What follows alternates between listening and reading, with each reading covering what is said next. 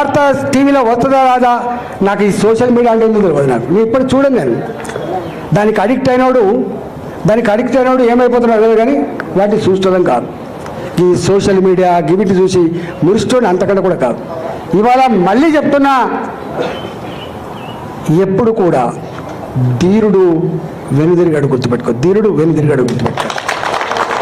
అది సందర్భం అయితే రియాక్ట్ అవుతాడు, సందర్భం అయితే బయటకు వస్తాడు, సందర్భం అయితే మాత్రమే మాట్లాడతాడు. భరిస్తాం. ఎక్కడ భరిస్తాం?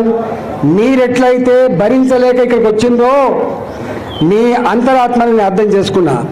నేను మళ్ళీ చెప్తున్నా మీకు, హుజురాబాద్ గడ్డ మీద రేపు ప్రతి ఊర్లో మన వార్డు మెంబర్ ఉంటాడు. హుజురాబాద్ గడ్డ మీద నా సర్పంచ్ ఉంటాడు హుజురాబాద్లో. ఎందుకంటే ఒక్కరోజుతో బంధం కాదు, అది 25 ఏళ్ల బంధం. అది నన్ను నమ్ముకొని ఉన్నారు మీరు.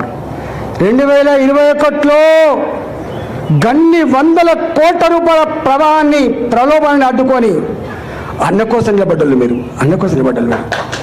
మిమ్మల్ని నేను చాలాసార్లు చెప్తా, కాళ్ళు కడిగి నెత్తిలో పోసుకున్నా హుజురాబాద్ ప్రజలు రుణం తీసుకోవాలని చెప్పి స్టేట్మెంట్ ఇచ్చాను నేను. ఆ ప్రజల మీద సంపూర్ణమైన నమ్మకం ఉన్నాడు నేను. ఆ ప్రజల మీద సంపూర్ణమైన విశ్వాసం ఉన్నవాడిని కాబట్టి మీరు నిజంగానే ఇవాళ ప్రజలు బాధపడుతుంటారు కాబట్టి నాకు ఇక్కడ పని ఉన్నమాట వాస్తవం. కానీ తప్పకుండా ఇక్కడ నాకేం ఎలక్షన్ లేవు, లోకల్ బాడీ ఎలక్షన్స్. నాకున్న లోకల్ బాడీ ఎలక్షన్సే హుజురాబాద్ ఎన్నికలు గుర్తుపెట్టారు. ప్రతి గ్రామంలో వార్డు మెంబర్. ఒకప్పుడు తెలియదు వీళ్ళకి చరిత్ర తెలియదు కూడా కాదు మీకు.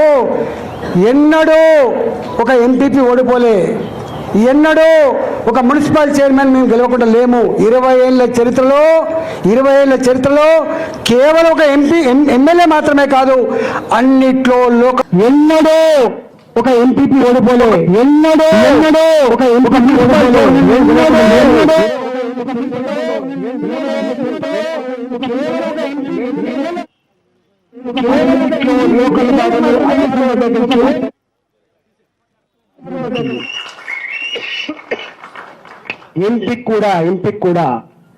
కూడా నాకు ఎన్ని ఓట్లు వచ్చినాయో గన్ని ఓట్లు సమానంగా వేయించిన చరిత్ర తప్ప ఎమ్మెల్యేకు ఎక్కువ ఓట్లు, ఎంపీకి తక్కువ ఓట్ల చరిత్ర లేదు.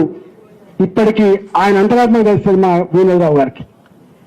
రెండు కలిపే వస్తే